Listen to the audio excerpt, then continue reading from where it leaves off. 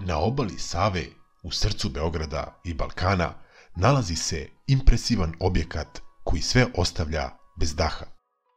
Luksuz, prestiž i milioni evra stopljeni u tone čelika i stakla predstavljaju viziju i ambiciju moderne Srbije, u kojoj baš i ne cvetaju ruže, ali zato cvetaju i niču ovakve zgrade. U narednih nekoliko minuta predstavit ćemo vam Kulu Beograd, najluksuzniji i najviši objekat na Balkanu. Kako je tekla izgradnja, šta sve posjeduje, kako izgleda medijska fasada na njoj i kako funkcioniše, koliko je koštala sama izgradnja i koliko sada koštaju stanovi u ovoj kuli. Sve ovo detaljno u nastavku ovog videa. Ostanite do kraja i uživajte.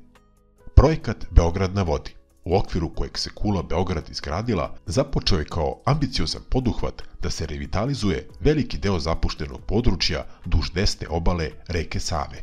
Partnerstvo između vlade Srbije i investitora iz Ujedinjenih Arapskih Emirata, kompanije Eagle Hills, omogućilo je pokretanje ovog gigantskog urbanističkog projekta vrednog nekoliko milijardi dolara.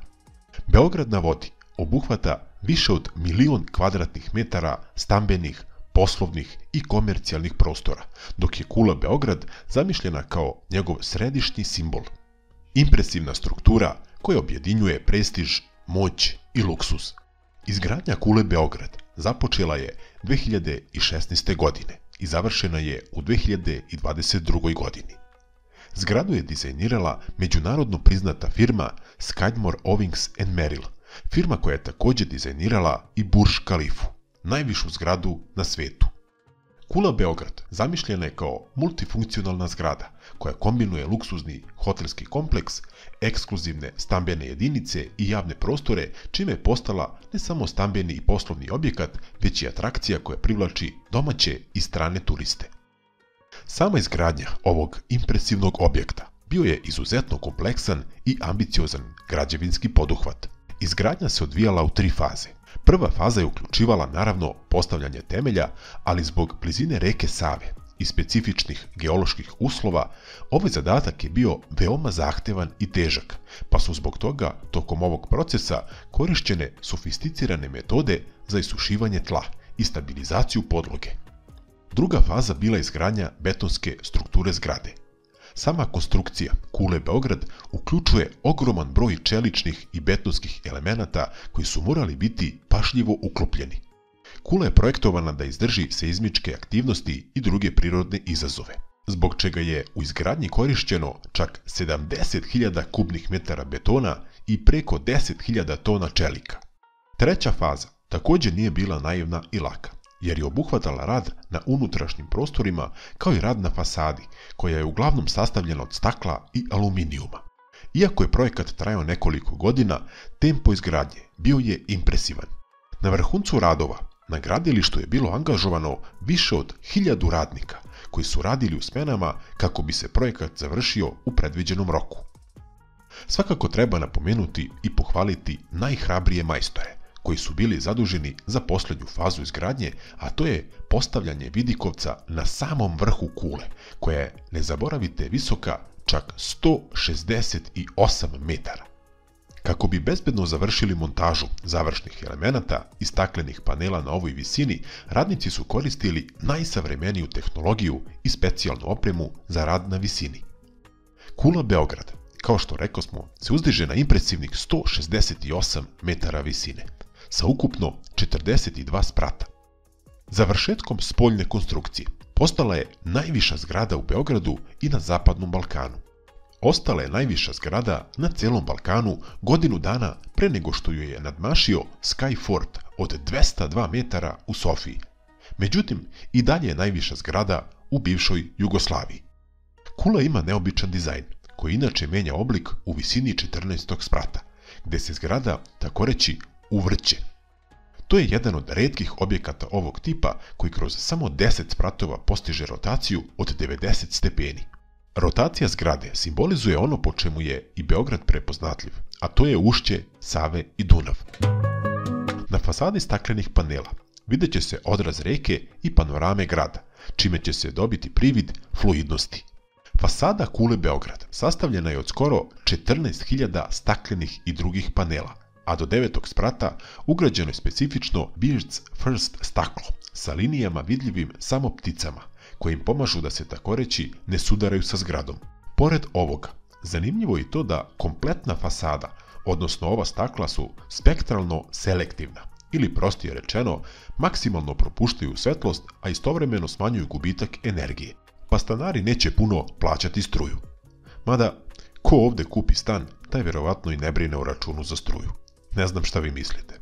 Pišite dole u komentarima. Naime, ovo je ujedno i medijska fasada. Šta to znači, ako se pitate? Pa ovako, medijska fasada na kuli Beograd je jedan od najspektakularnijih i tehnološki najnaprednijih elemenata ovog monumentalnog objekta. Ona se koristi za prikazivanje dinamičnih vizualnih sadržaja poput svetlosnih efekata, animacija i video zapisa, čime se fasada pretvara u ogromni ekran vidljiv sa velikih udaljenosti.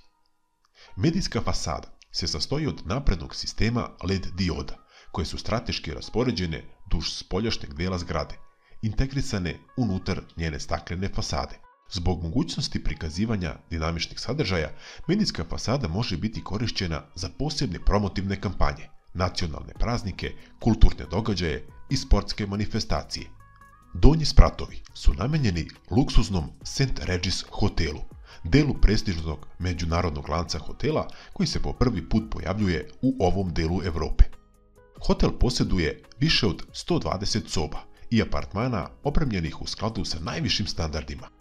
Njegova ponuda uključuje ekskluzivne restorane, wellness i spa centre, kao i bazene sa panoramskim pogledom na grad i reku. U okviru kule Beograd nalaze se 220 luksuznih rezidencijalnih apartmana raspoređenih na višim spratovima, počevši od 14. sprata. Apartmani se kreću od manjih jednosobnih stanova površine od oko 50 kvadratnih metara do prostranih četvorosobnih rezidencija od čak 250 kvadratnih metara.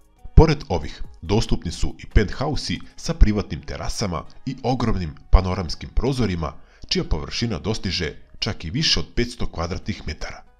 Kao što spomenusmo na vrhu zgrade, na poslednjem spratu nalazi se vidikovac koji je otvoren za javnost.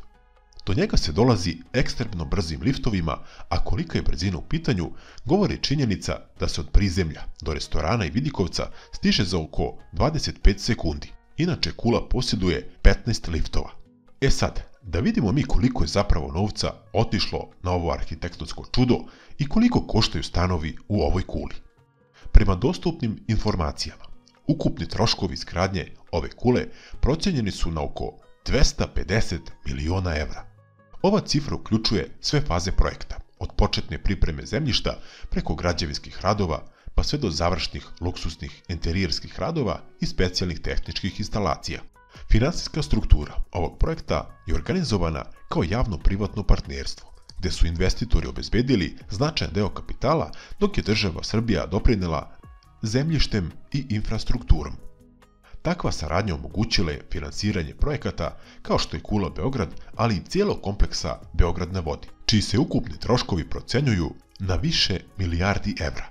A da pogledamo i cene stanova u kuli Beograd i koliko košta 1 metar kvadratni u ovako jednom skupocenom i luksuznom objektu.